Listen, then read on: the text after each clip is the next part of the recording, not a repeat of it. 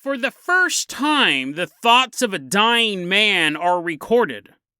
What does science have to say about our last moments on planet Earth? And then we travel to Mississippi in the 1950s to take a look at a bizarre disease that quickly spread throughout the state. Is there any truth to the story of women being driven to homicidal violence simply because they smelled a man? Today on Dead Rabbit Radio.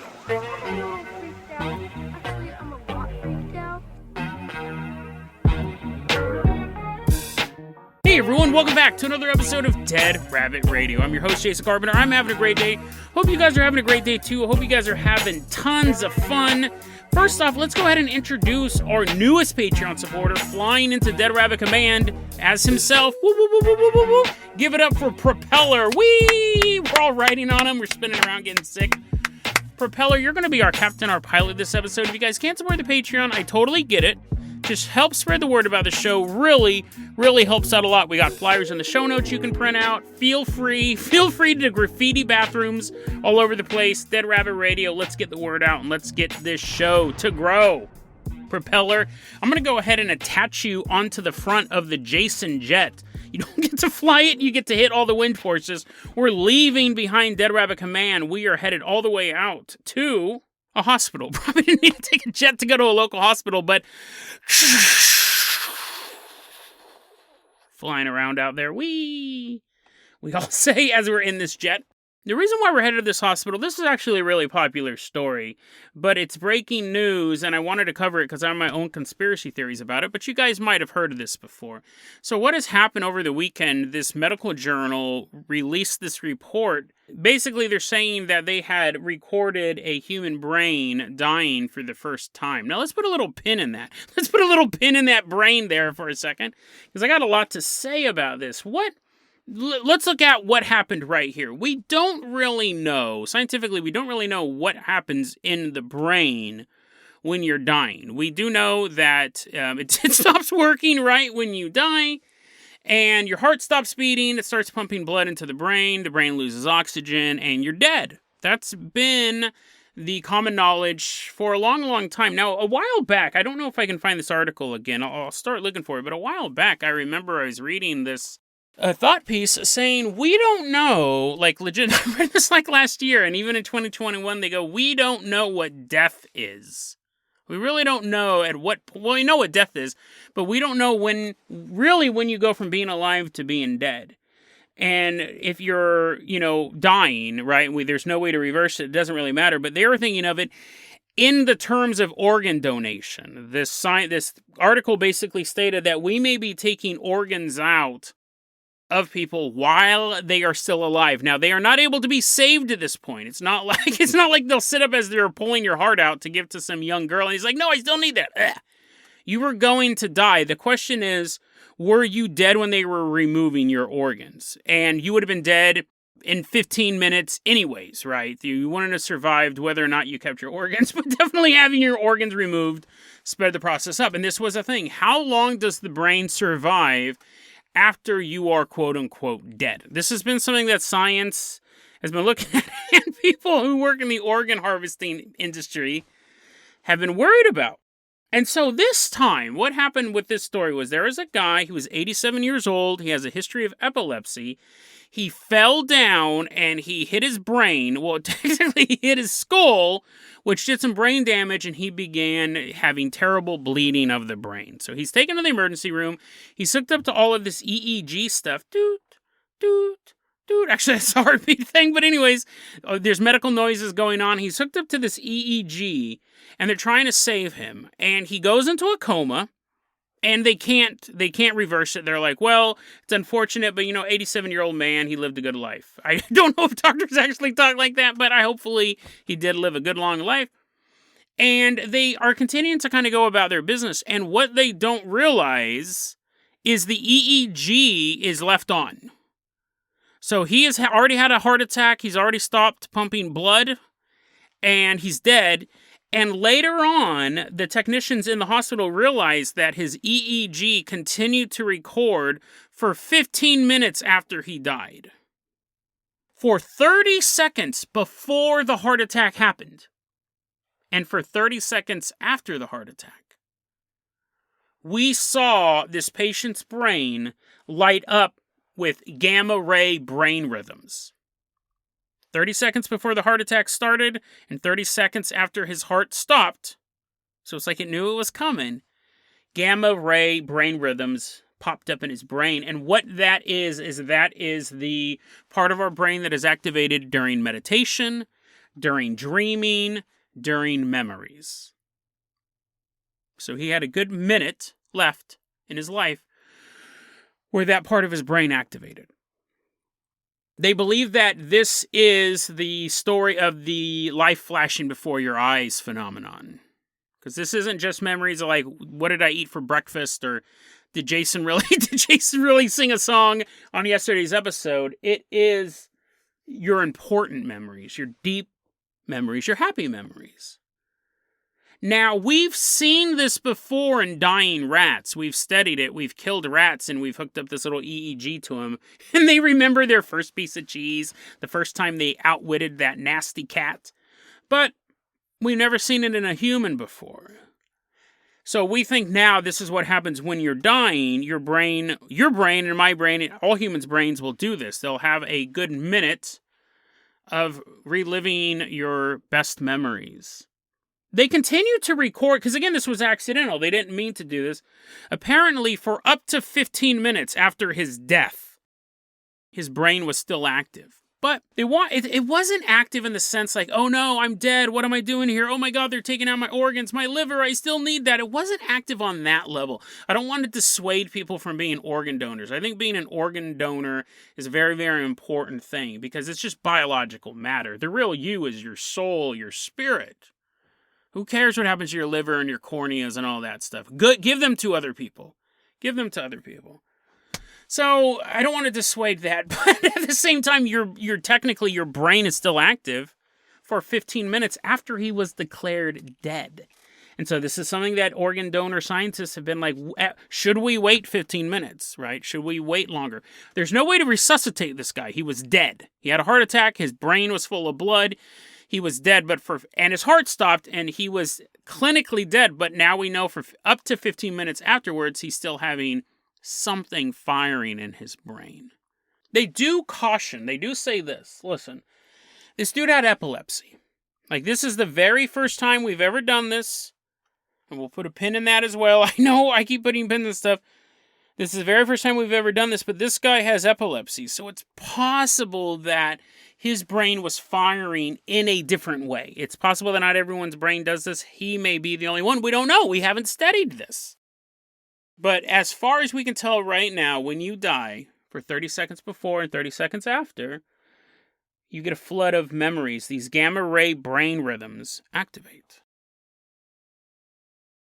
Beautiful story, right? I believe in life after death. I also believe that there's probably a nice little send-off, whether or not you've been tortured for the past 15 hours by some rival gang, or you just died in your sleep, or you were decapitated, or you're falling off a cliff. I believe at the moment that you die, regardless of the lead up to it, I do believe it's a moment of peace. But I do not believe for 1 second that this is the first time this has ever been recorded. I 100% believe that this has been done before. Not by these guys, right? I'm not accusing these guys of having a body farm, but you're trying to tell me since the invention of the EEG, in any country in the world, whether it was run by a madman dictator, or just a regular dictator, just a politician, whatever, where you had some scientists did not run this experiment before. I 100% don't believe that. It probably hasn't been published before. You're telling me that they've never done this before. No one's ever hooked up an EEG to someone who was dying and left it on. There are so many scientists out there who would love to run this experiment, right? Who they get, apparently they're supervillains, but you're telling me that there's not a scientist working in some fourth world nation, some total cesspool, where they're paying off a dictator and saying, I'm going to take townspeople here, and I'm going to hook them up to this EEG, and I'm going to inject them with this venom, and then just having snakes, biting them with snakes, and then I'm testing it. You know what I mean? Like, here's my thing. This is my conspiracy theory. For every 1,000 reputable scientists, there's one mad scientist. I bet you, I have no evidence to back any of this up, but I bet you someone has done this before, 100%. I bet, and I'm not saying they necessarily have to work for Cobra Commander and they're killing the patients, but I bet you, I cannot believe this is the first time that's ever happened. Because listen, man, if I went to school for years, I was like curious about science and stuff like that, I totally would have done this already, right? I would have went to work at a hospital and would have worked the night shift when it's super spooky and more people are likely to die, especially when I'm working. And I would have walked around with this EEG box and, I'd be like, dude, are you okay? Are you okay? And he's like, yeah. And I'm like, oh, this dude's totally going to die. And I'd hook it up and then, put a pillow over his face or something like that. And then get my readings and leave. You see how easy it is? Now I just came up with that off the top of my head. You're telling me that no scientist has ever recorded a person dying before. I don't believe that.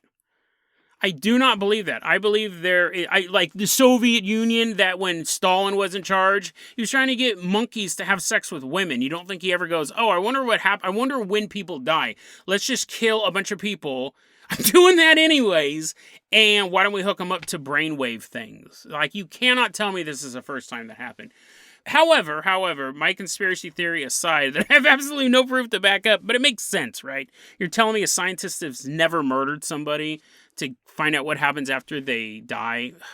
Anyways, it's a cool story otherwise, right? Like, forgetting me besmirching all science endeavors. This is really cool. Like, we actually do get to see that. And it's funny because to people like me who think that the lead up to death may be chaotic, but death itself is very painless and transitory, this kind of backs it up. Like, right, you'll have a good minute of dreaming. And, a minute-long dream could seem like 10 lifetimes. And then to people who don't believe in the afterlife, they go, oh, that's where all the stories of like near-death experience and stuff like come from. You're just dreaming. But really, when you die, you just kind of disappear. Your soul just kind of vanishes. So, I mean, depending on where you fall on that scale, it can back up either theory. And if you're some sort of lunatic doctor who's been doing this on the side all the time, now you can be like, aha, my calculations were correct. Those 19 people that I killed also proved this. But yeah. You can't tell me this is the first time this has happened. Really, you can't. I refuse. If you email me with that as a subject line, I will not read it. I refuse to hear any different. Propeller, let's attach you to the top of the Carpenter copter. We are leaving behind this mad scientist laboratory. We are headed all the way out to Europe. I wonder how many mad scientists there actually are in the world. And it'd be super easy, right? Like, you just go to somewhere where life is cheap, you got some money, and you walk in and you tell the government, hey, I want to start chopping up people. You probably aren't that bold, but there's a lot of places life are cheap. And the EEG machine probably doesn't cost that much either. And you just end up in some other country, and you're like wiping the sweat off your head as you see all the citizens walk around, and you're like, oh, their brains so active. But not for long. And then you like walk slowly into the crowd of people. But while that totally true and totally not made up ending to a movie I just wrote in my head is happening, we're in Europe. It's actually the 1950s and it's a cold winter. We're all bundled up in our furs, got big old hats on and boots and nothing else, no pants, no shirts. We're walking through this unnamed European village. And there's a guy, he's walking through town. We'll call him Lance. He's walking along this seaside village. Life's pretty good, right? It's the 1950s, it's Europe. Things were a little rough a couple of years ago during the World War, but now, things are starting to make sense. But Lance is having kind of a weird day as he's walking through town. What's that smell? I don't know what it is. Well, you might as well just keep walking around. It's not like we've invented bathing or anything like that. Lance is walking through town, and even he can tell he's emitting a strange odor. He's been to the doctor a couple times, right, to get this checked out, because It's just this weird scent about him. No one likes to smell. It's not necessarily off-putting, it's just kind of a weird stench. He goes to the doctors, and they don't know what it is. They go, you might have some sort of new disease. I mean, that's not really reassuring, right? But they can't really do anything for it. It's not really responding to any medicine, and Lance is just like, does it hurt? And Lance's like, no, I mean, it's just weird smelling like stuff, right? So Lance is walking through town. He's all, smell you later. And he's walking through town. And he walks past this group of women. Lance is young, he's in his prime. He sees these women walk by, and he kind of looks at them, and they kind of look back at him, and he's like, oh, I still got it. He's walking down the street. He stops at a window of a bakery, and he's like, oh, dude, that cake looks delicious. I'm hungry enough to eat an entire wedding cake. And he looks back, and those two women that he had passed, they're kind of like staring at him now. He's like, I knew that I got it, but I didn't know I got it that good. Those women are staring. When he looks back into the bakery at the cake, the female employees of that bakery are kind of just staring at him too. But it's not lust in their eyes that he sees. It's anger. It's hate, really. And Lance continues walking down the street. And the women come out of the bakery, start following him. Two women he passed earlier are following him. And as he continues to walk down the street, he sees more and more women stopping what they're doing and following him. Car drives by, window rolled down. He sees the woman driving go, take a smell of something. She puts the car in park, gets out, and joins the crowd of women who are following Lance through this village. He has no idea what's going on. He doesn't know if this is a good thing or a bad thing. Who doesn't want to be followed by a bunch of women? Well, Lance, because of what is about to happen. He turns the corner, he nearly bumps into this woman, and he looks up at her. She looks at him, and he sees her face flash from surprise to hate to rage. And she reaches up and she scratches his face deep and hard. He grabs his cheek, he stumbles backwards into the crowd of women who had been following him. They begin to scratch him as well. They begin to slap him. They begin to punch him. And he feels dozens of hands pulling him, yanking him, tearing at him, ripping his clothing. He pushes away. He knows this is a fight for his life. He doesn't understand why, but he understands that if he does not get out of this crowd of women, they will kill him. He begins running through the seaside village, and the women pursue him. They're gaining ground on him. And every time he passes a store that has the door open, women pour out of it. The men of this seaside village have no idea what's going on. Has Beatlemania come? And they don't even know what the Beatles are. This is pre-Beatles. They're just watching this young man run down the street. And women, what is that? Is that my wife running after that guy? What is going on? Martha, come by. Never mind. You can go do what you want. I'm going to go back to the bar. These women are chasing this young man through the streets of this seaside village. And he's desperate. Every time he passes an alley, every time he passes a storefront, every time he walks by any open door, it seems that there's a woman standing there, and they're transformed into a bloodlusting animal. At the edge of this seaside village is the sea. And he makes a quick calculation. It's winter, it's super cold, but surely, if I jump into the water, surely Anne and her friends won't follow me. So he does. He runs and he jumps into that freezing water. And without hesitation, every woman who smelled his scent follows him in to the icy depths.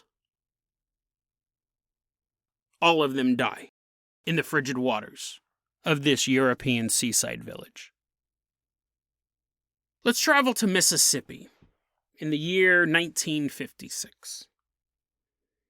A story starts to go around in this state of a new disease that sprouted up in Europe that made its way over to the States called MERCRITIS. It is a disease that only can infect men, but it has an effect on women. If a man gets MERCRITIS, he puts off a scent that, for whatever reason, nobody knows, triggers a woman to become a homicidal maniac. Just the scent of whatever odor they're putting out overrides any self-preservation, any rational thought. The woman will kill and continue to kill until she is removed from the area that is producing the scent. So even if she kills a man as his body is laying there, as his mind is still firing for 15 minutes, she will continue to attack and destroy things in the area. Now, let's say a young boy passes by. She may attack him, whether or not he's putting out the scent. He's close enough to the scent that she will murder him. Now, apparently, they didn't murder each other. Women would not murder each other during these rages. So if you had a single body who was emitting this odor and you had a bunch of women clawing at a man and then picking up a brick and smashing his brains in as he's laying there dying, as long as his body is still emitting the odor, the homicidal rage is there, but it never turned on each other. So this is one of those very, very interesting, very, very obscure local urban legends that a lot of people believe has a nugget of truth in it. Locally, people consider this an urban legend. But it's one of those urban legends that people go, well, maybe it's not as bad as people say, but it was real. It actually did happen. And then the people are like, no, it is an urban legend. And they're like, no, you weren't there back in 1956, young man. Apparently, there was a time where people believed that MERCRITIS was a real disease and it would cause women to kill on sight or smell. Kill on smell. They wouldn't stop killing until the smell was removed. Some versions of the story say that a man can give himself MERCRITIS. I have no idea why you would want to do this. And the way to do it was to ingest large quantities of lead. So first off, why would you want to give yourself this scent? And secondly, why would you ingest large quantities of lead for any reason, right? It's not edible, it's not tasty, I'm assuming. But whether or not lead is the cause of this, because again, they didn't mention that in the Euro story. He wasn't like, I just got out of the restaurant drinking a nice cup of lead. Why do I smell? Some people say that lead can cause this. Other people go, no, it's not caused by lead, because that's stupid, right? No one drinks a lot of lead. Old timers in Mississippi go, no, this is a real thing. Back in 1956, there was this thing called MERCRITIS, and there was an unnamed Mississippi town where this started in, and the violence became so bad, the women killed everyone in that town. And some versions of the story say the MERCRITIS outbreak was so bad, it actually swept through several southern U.S. states. But none of this is in any history book, right? I just heard about this, and I've been investigating urban legends and paranormal stuff for 20-some-odd years. This is awesome. This is dope. I've never heard of this before. MERCRITIS, a disease that, the lead part's stupid, but a disease that can turn a woman insane, turn her into a homicidal maniac, bloodlusting killer. And what's interesting, too, is the pushback. Like, people have to come out. Usually when there's urban legends about Three-Legged Lady Road or Crybaby Bridge or whatever, people don't come out and have to issue statements saying that's not true. I've read, documents from, nurses have come out and said, the health agency says that this is impossible. Why is the health agency, why are you as a nurse opining on this as well if it's not real? I find it so interesting that this exists, that this story exists. And here's the thing, just like in the first story, this is something that would be covered up. This is something that would be covered up. And this would be something that I could see somebody trying to invent. Let's put on our conspiracy caps here, and we're going to wrap it up like this. I honestly believe, this is one of my personal conspiracies, I think that there is a race between men and women to obsolete out the other one. I've honestly believed that for a long time. I don't think I've ever talked about it on this show. I think that for the longest time, men have been dependent on women to keep the species going. And same thing with women. Barely get along with each other in a lot of ways. You'll get to the point where you can have a society with nothing but women. You can have a society nothing but men. But we won't have both. I'm not saying that that's a good outcome for humanity, but I do believe that there are forces working on both sides to ensure that is the case. We work together hand in hand now, but once we're able to develop technology where we can have babies without a womb or without an egg, then the men will annihilate all of the women on the planet. And if women can figure out a way to have babies without men, and the science, we're seeing science try to figure this out. The men have figured out a way to create an egg now. They actually can take skin cells from someone and create an egg. As of right now, to propagate the human species, women are not needed. The technology is very, very expensive, but it is no longer hypothetical. I'm not saying it's a good thing, but I think there are forces in the male side and there are forces in the female side, whether that be some sort of Illuminati type thing or what, I don't know. But I do believe that there has been a scientific race to obsolete out the other sex. And they will then, over time, wipe out women, or over time wipe out men. And there will be one sex in the future. Because why have two? If you are a man and you can do everything you need to do and it's only with men, why would you want another half or more, there's more women on Earth than there are men, of someone that you can quasi-relate to? You know, I'm always fascinated that men and women can even date. Because their experiences, the way they view the world, are so radically different. I'm always very, very fascinated by the fact that we can have intimate relations with each other, because really we don't see the world the same. We've had totally different, I'm not talking about chemically, we have had totally different experiences. I'm not saying this brain works different than this brain. I'm saying society treated this person different than this person, radically different. And then we meet again in our 20s and we start dating. And it's super weird that it works. Because when I meet women my age, and I'm 45, when I meet women my age, we've had radically different lives. But when I was meeting women in my 20s, we had radically different lives. And when I was hanging out with my friends who were girls and we were 12, we had radically different lives. Now, I don't like cars, right? I'm not into cars. I'm not into sports. I'm not into a lot of stuff that is macho type stuff. But I can still sit down with any man, and we've shared so many of the same life experiences by just being men. Even though 90% of men culture I'm really not a part of. Like, guys will often try to talk to me about cars, and I was like, I don't know what you're talking about. They'll talk to me about sports. I don't know what you're talking about. But we've still had so many other shared experiences. I don't believe we're going to... And I'm not saying this is a good thing. I want to be clear. I'm not saying I want to get wiped off the planet or I want to wipe women off the planet, but I don't think the future is both.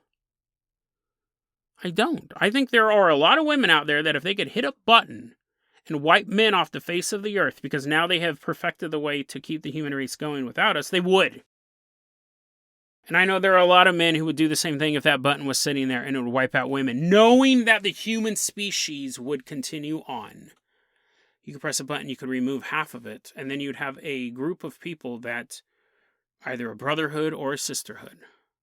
100% believe that there are agencies working towards that. I'm not saying the big ones are. I'm not saying the powers that be or the Illuminati or the 13 families or anything like that are fighting for that. But I do believe that there are groups of mad scientists on either side who would love to have something like MERCRITIS be real. Because it's a hard thing. See, obviously, I don't want to go out and wipe out all the women on Earth. And most women don't want to wipe out all the men on Earth. But you would only need a group of people at the top who have the technology to do this that could override our natural, we don't always get along, but, you know, I like girls. I like girls. Like, even not just in a relationship thing. Like, I don't have a problem with them in my day-to-day life. How do you override all that stuff? Oh, yeah, sure, boys have broken my heart a couple times, but, they're not that bad. It would be horrible to live in a world without boys. How do you override that natural thing? MERCRITIS, right? If you could trigger something in women that would just make them kill men, and you triggered something in men that made them give off a scent that drove women mad, there you go. Now, this was being tested, this was being released in the 1950s, possibly as a dry run to see how long it could go, to watch it spread. They didn't have the technology whoever unleashed this. I mean, again, assuming it's not an urban legend that's not totally made up, conspiracy caps on, they can unleash this as a dry test, a dry run, and then shut it off, make sure it didn't escape too far out, and then wait. Wait until you did have the technology to breed without men.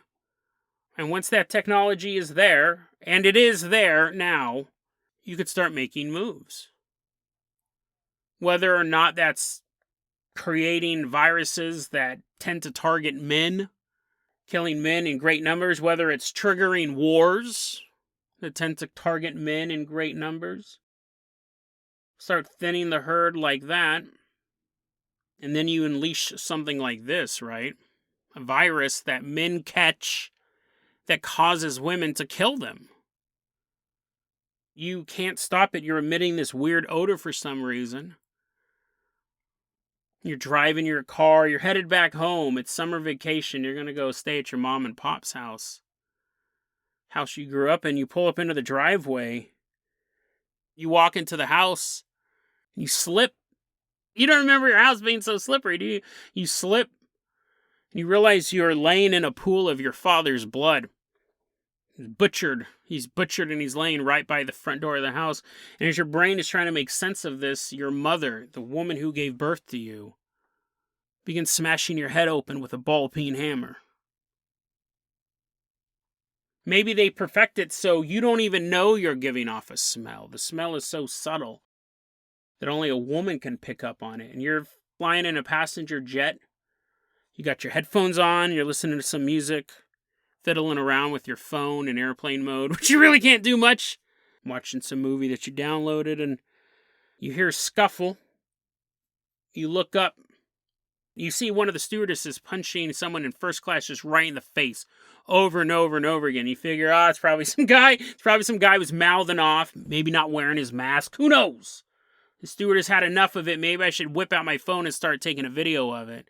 And by the time you pull your phone out to start recording it, you start to notice the fight has spread.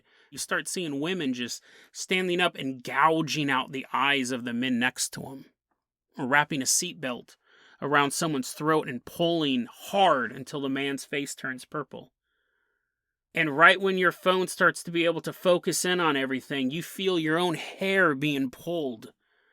The woman who was seated behind you just has a handful and she's yanking it backwards as two more women leap on you and rain down a flurry of fists, quickly pummeling you into unconsciousness. Maybe even they figured out a way to make MERCRITIS not only non-detectable, but something that men just naturally give off. Maybe they've spent time getting this into our food supply, into our dietary supplements, into our bodies. So it's not just that one generation of men would have MERCRITIS, but it would be something that would be spread throughout humanity so that all boys, from baby to elderly man, would give off this scent. When the time was right, it would be triggered, and all males would give off this kill switch. To the point that you're a doctor at a hospital and you're standing there in front of one of your pregnant patients. You're there to give her the good news. She's going to have a little baby boy. And almost on cue, it couldn't have played out any better. When you say that, this switch is activated. And she reaches for the sharpest object she can find in the office and begins stabbing herself in the stomach, trying to destroy the little boy inside of her. You're freaked out. You don't know what to do. You leave the office. You begin running through the hospital. And that's when you see a group of nurses opening up the neonatal unit and lunging towards the little boy babies, swaddled in blue blankets. You think it's far-fetched, and it may be. But the battle of the sexes will not always remain a metaphorical statement. Someday, someone will pull that trigger. One day, someone will believe that they know what's better for the future of mankind, and that is either a world without men or a world without women. Once they figure out a way to safely keep the human race going, there will be a war that is so brutal and so inhuman, we won't even be able to imagine the scale of it. We've already fought wars over the dumbest of reasons. This would be a war for the future of humanity. A planet of all men or a planet of all women, now and forever. Once you figure out a way to biologically not need the other side, the clock will start ticking. And when it hits midnight, the world as we know it will be washed away in a sea of blood.